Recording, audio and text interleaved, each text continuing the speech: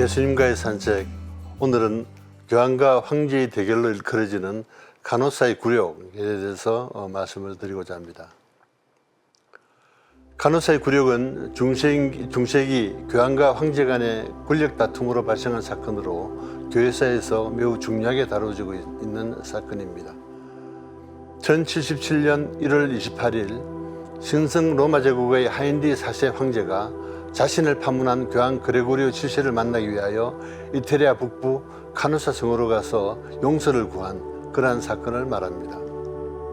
교회의 고위 성직자 임명권인 서임권을 둘러싸고 신성 로마 제국 황제인 독일 왕과 교황이 서로 대립하던 중에 발생한 사건입니다. 교황 권력이 황제 권력보다 우위에 서게 되는 전환기에 벌어진 상징적인 이런 사건이 되겠습니다. 신성 로마 제국의 경우에 강력한 행정 세력이면서 물질적인 세속 권력인 영지까지 대규모로 쥐고 있었던 황제는 판권 강화 노력의 일환으로 주교 및 고위 성직자 서임권을 판권 아래에 두려 했으며, 이러한 황제의 의도를 직접적인 군사적인 위협으로 보고 교황은 청엔 교리를 내세워서 주교 선임권을 교황에게 소속한다고 이렇게 주장을 했습니다.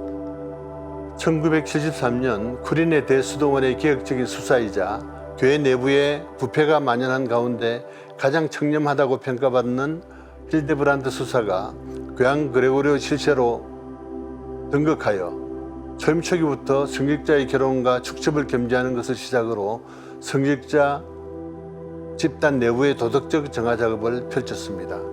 아울러 강력한 교회개혁과 세춘운동을 펼침과 동시에 당시 신성 로마 제국의 황제였던 하인리 4세가 내부의 그 작센이라는 곳에서 이르는 반란으로 혼란스러운 틈을 이용해서 황제의 권한이었던 성직자 임명권을 교황과 교황청이 가져와야 한다고 일방적으로 선언을 합니다. 그러나 이 내부 반란이 진압에 몰두했던 황제 하인리 4세는 처음에는 교황의 서임권 선언에 별다른 반응을 안 보였습니다만은 2년 뒤 그 반란이 모두 진압된 뒤에는 교황의 선언을 묵살하고 일방적으로 밀라노의 주교 선출 권리를 행사합니다.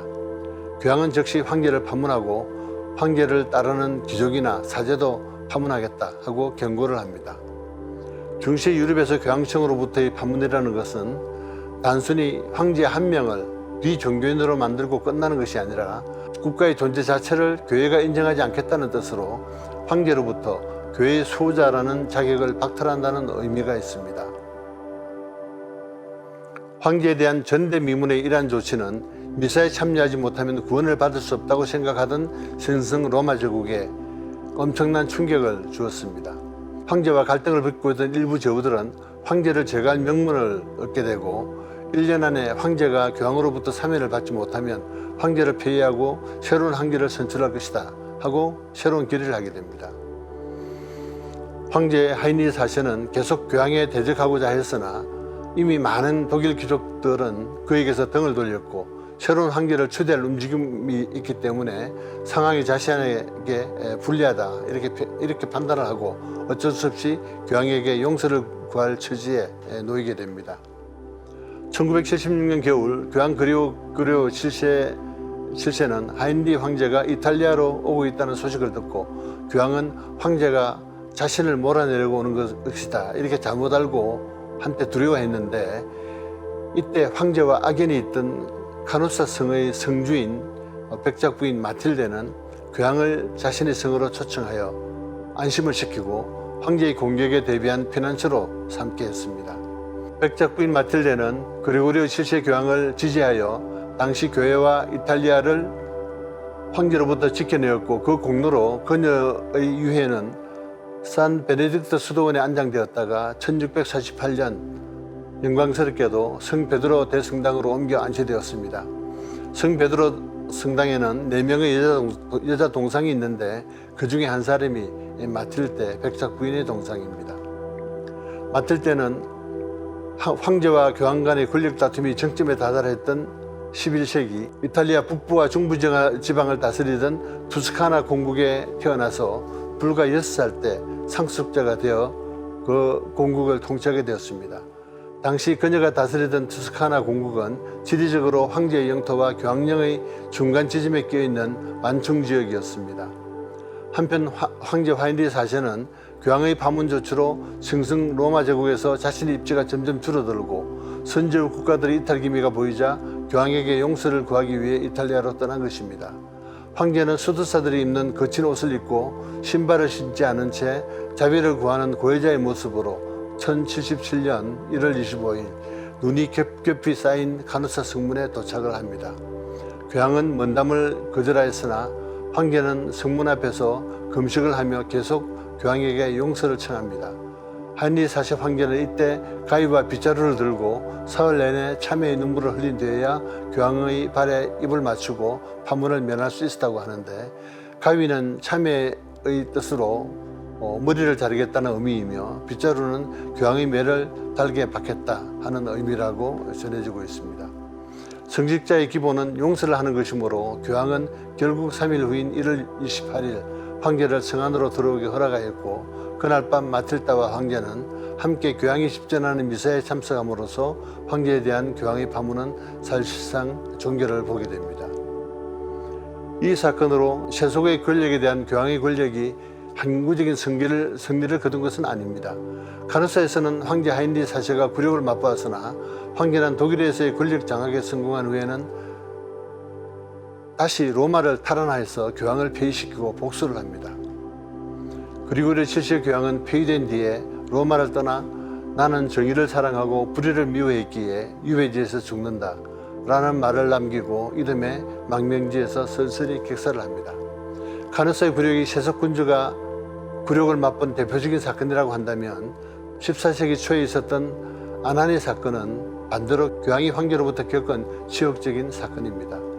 카누사의 굴욕으로 황제는 교황의 사명을 받았지만 독일 선제우들은 하인베르트의 루돌프 셰 황제를 초대했고 교황도 이를 지지했었는데, 교황의 사면 후 세력을 많이 규합한 하인리 황제는 루돌프를 상대로 내전에 돌입하여 그로부터 승리를 얻게 됩니다. 이에 교황은 1080년 하인리